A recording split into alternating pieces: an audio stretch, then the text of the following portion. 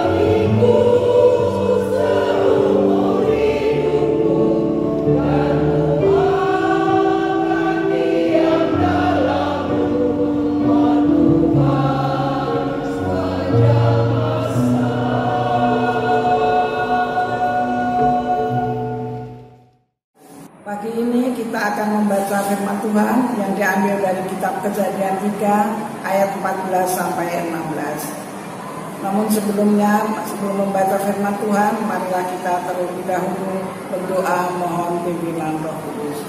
Mari kita berdoa. Ya Allah, di dalam kasih Tuhan Yesus, puji syukur dan terima kasih atas anugerah nafas kehidupan yang masih Engkau berikan pada kami kaum lanjut usia. Sebelum kami melaksanakan aktivitas, kami rindu dituntun dan diterangi oleh firman-Mu. Terangi hati dan pikiran kami untuk menerima firman-Mu. Di dalam nama Tuhan Yesus, firman yang hidup, kami berdoa. Amin.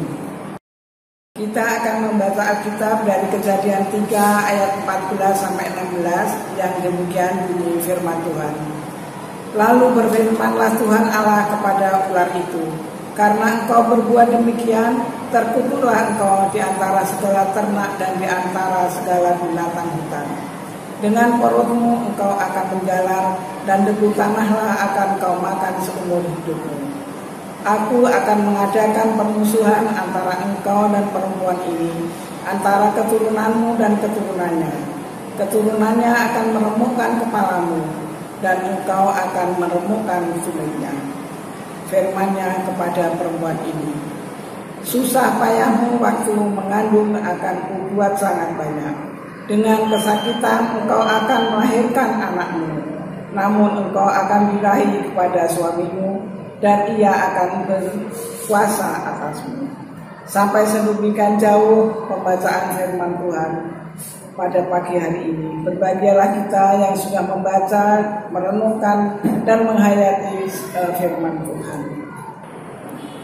Adapun tema renungan kita pada bacaan kita hari ini adalah meremukkan kepala ular. Nah, firman Tuhan di sini diambil dari ayat yang ke-15 yang mengatakan, aku akan mengadakan permusuhan antara engkau dan perempuan ini, antara keturunanmu dan keturunannya.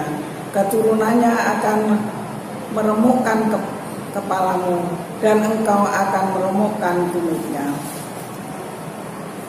Waktu kecil saya senang mendengar dongeng. Saya senang dengan pesan moral terkandung di dalamnya, sekalipun itu bukan kisah faktual, apalagi ilmiah. Salah satu dongeng yang saya suka adalah kisah tentang bagaimana ceriknya kancil dapat menyeberangi sungai yang dipenuhi buaya. Ia berkata kepada para buaya, hai buaya, raja hutan, hendak memberi kalian hadiah. Saya diutus raja untuk menghitung jumlah kalian. Berbarislah dengan rapi, supaya saya dapat menghitung kalian. Buaya pun mengikutinya. Kancil mulai melompat ke punggung setiap buaya sambil menghitung mereka, lalu sampailah dia ke seberang sungai. Kecerdikan dapat menyalahkan kekuatan. Itulah pesan moral dari kisah fiktif itu. Kisah tentang ular yang dapat berbicara, paling cerdik dari segala binatang darat yang dijadikan Tuhan. Kemudian dikutuk untuk mengajar dengan menjalar dengan perut, serta makanannya adalah debu tanah.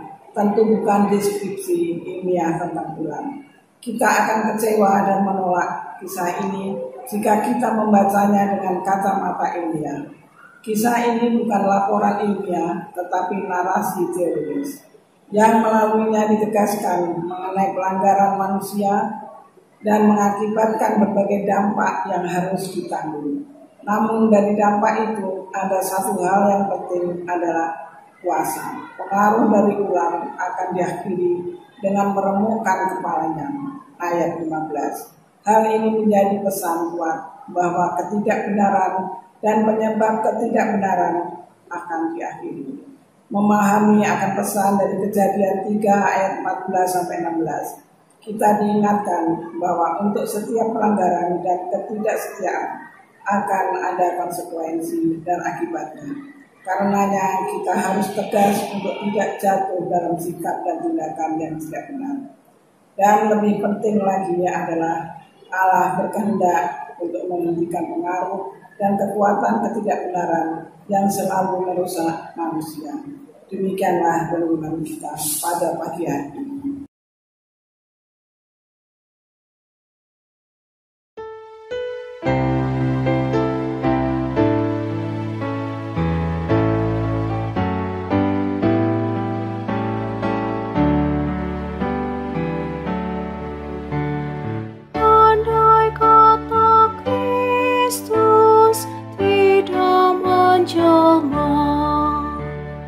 Dalam rupa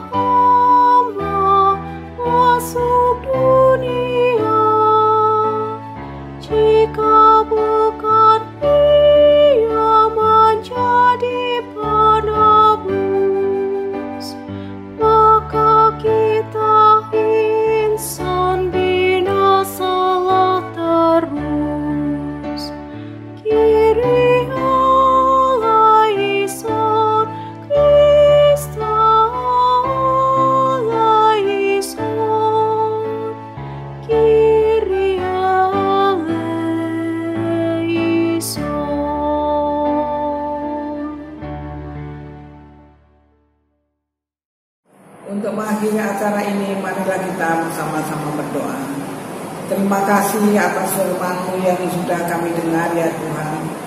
Mampukanlah kami untuk tetap setia memelihara dalam hidup kami. Kami berdoa untuk seluruh kaum lanjut usia di GWI dimanapun berada. Kiranya kasih Tuhan selalu menyertai dan menolong dalam segala keberadaan kami masing-masing. Terima kasih Bapa yang baik. Dalam nama Tuhan Yesus kami berdoa dan bersyukur. Amin.